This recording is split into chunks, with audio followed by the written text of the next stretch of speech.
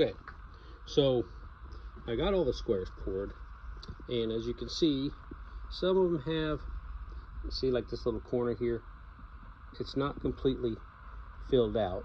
So I'm going to take this little silicone tip tool, and I'm just going to kind of help push this to the corners,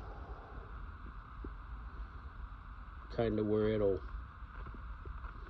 help fill in the gaps. And I don't want to pour enough resin in here necessarily to where it fills those gaps in, because sometimes when you do that, you got too much resin in there and it tends to overflow. Then you gotta try to clean that up.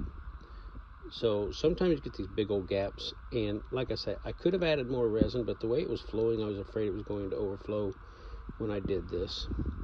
So I would say 80 to 100 milliliters of resin is what I used in this.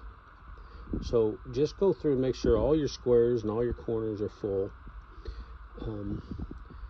Now if you look, you'll see here, there, and there, and there, there's some drips that are on there.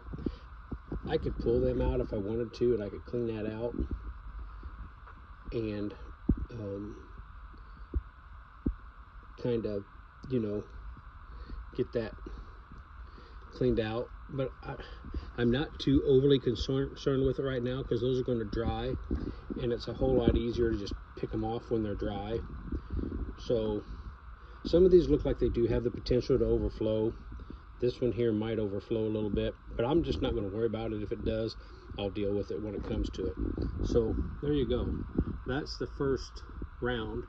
Now I'll tell you this much: you have to wait for this to dry, because if you add another color next to these colors, this resin is going to bleed together with that color.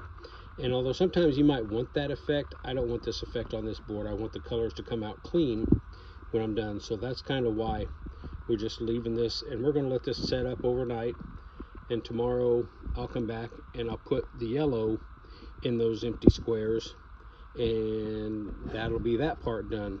It takes about 3 or 4 pours, because once I pour the yellow in there, then the yellow's got to set up. Now I could pour enough yellow to where I just pour it over the whole thing and allow the whole back to be yellow, but I don't want to do that. I could, but I'm not going to. I'm going to put the yellow squares in, then I'm going to go along and I'm going to feed this canal here, and we're going to color that a different way. So stay tuned.